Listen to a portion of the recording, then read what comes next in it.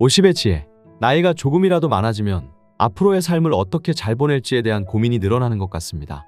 그 중에서도 특히 어디에서 살아야 할지에 대한 고민은 더욱 중요해집니다. 여러분은 현재 어디에서 거주하고 계신가요?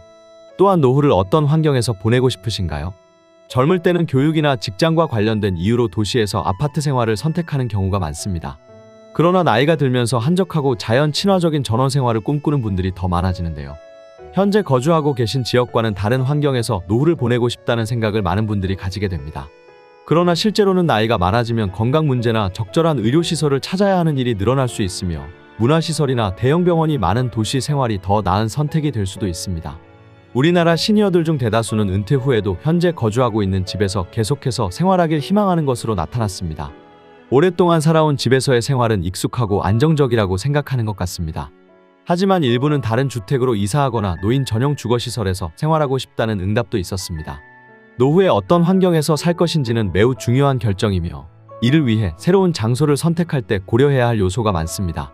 이동하기 전에 신중한 계획과 고려가 필요합니다. 최소 10평 미만의 작은 집을 피하는 것도 한 가지 고려해야 할 사항 중 하나입니다.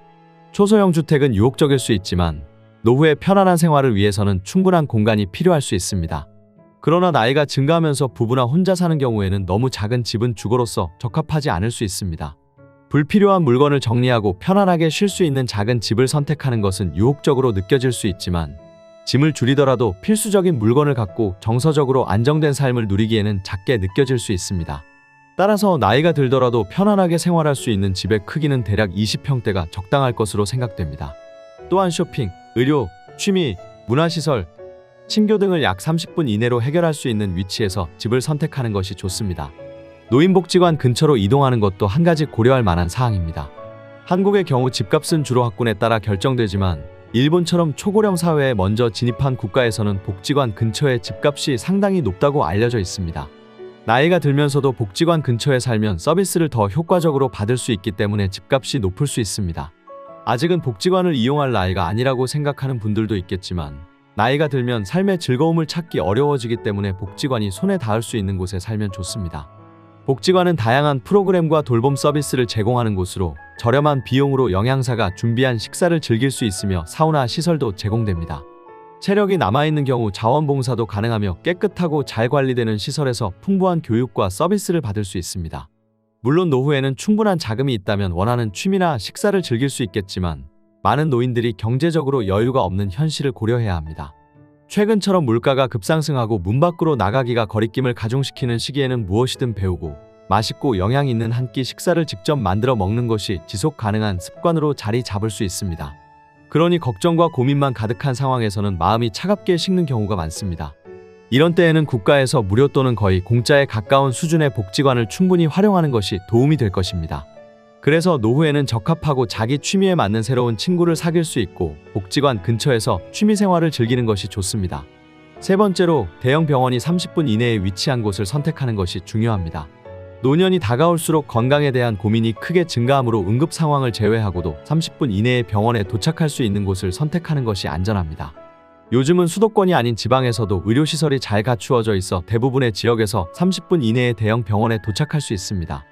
노후에는 삶의 질을 높이기 위해서도 이러한 선택이 중요합니다.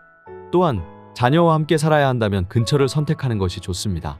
나이가 들면서 자녀들은 독립하고 따로 살고 싶어지는 마음을 이해할 수 있지만 가족이 함께 사는 상황도 고려해야 합니다.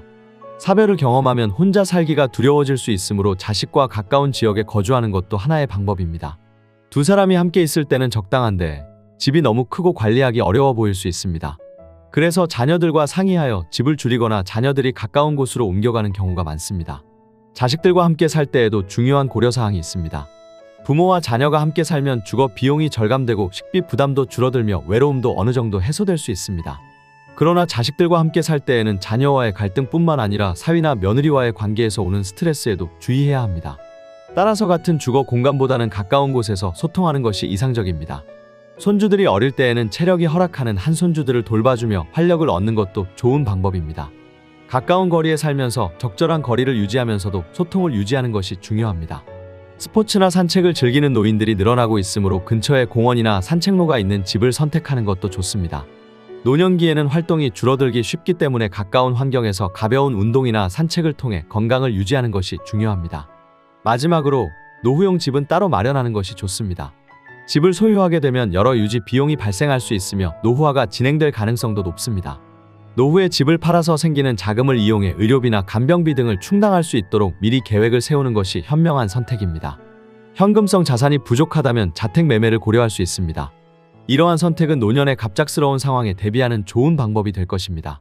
또한 현재 거주 중인 주택이 너무 오래되었거나 나에게는 너무 크고 관리하기 어렵다면 앞에서 언급한 내용을 참고하여 노후에 적합한 주택으로 이전하는 것이 좋습니다. 나이가 들면 다리 근육이 줄어들고 이동에 어려움을 겪을 수 있으므로 크고 유지비가 많이 드는 주택은 부담스러울 뿐만 아니라 세금과 짐만 더해질 뿐입니다. 아이들이 출가하지 않았다면 넓고 편안한 주택이 적합할 수 있겠지만 자식들이 모두 독립하고 부부만 남게 된다면 청소와 관리가 어려워지고 잡동사니만 늘어나게 될 것입니다. 노후형 주택은 평수보다도 얼마나 편리한지가 중요하며 지하철역, 마트, 대형 병원, 공항, 박물관 등 편의시설과 문화시설이 가까운 곳이 좋습니다. 또한 규모가 작더라도 부부가 독립적인 시간을 즐길 수 있는 공간이 있는 것이 좋으며 함께 있는 시간이 늘어날수록 부부간 갈등이 발생할 수 있기 때문에 각자의 시간을 보낼 수 있는 작은 공간도 고려해야 합니다. 나중에는 더 나이가 들어서 수족을 움직이기 어려워질 때 요양원이나 요양병원으로 이사가야 하는 상황이 올 것이지만 은퇴 후 노후를 보낼 곳을 찾아 이사를 결정할 때는 신중한 선택이 필요합니다. 주거지를 선택할 때는 한번 살아보고 아니면 또 이사하지 않는다는 생각보다는 목적을 명확히 하고 자신이 감당할 수 있는 금액 내에서 선택하는 것이 좋습니다. 또한 다양한 기준이 아닌 나만을 위한 기준으로 주택을 선별하고 결정하는 것이 중요합니다.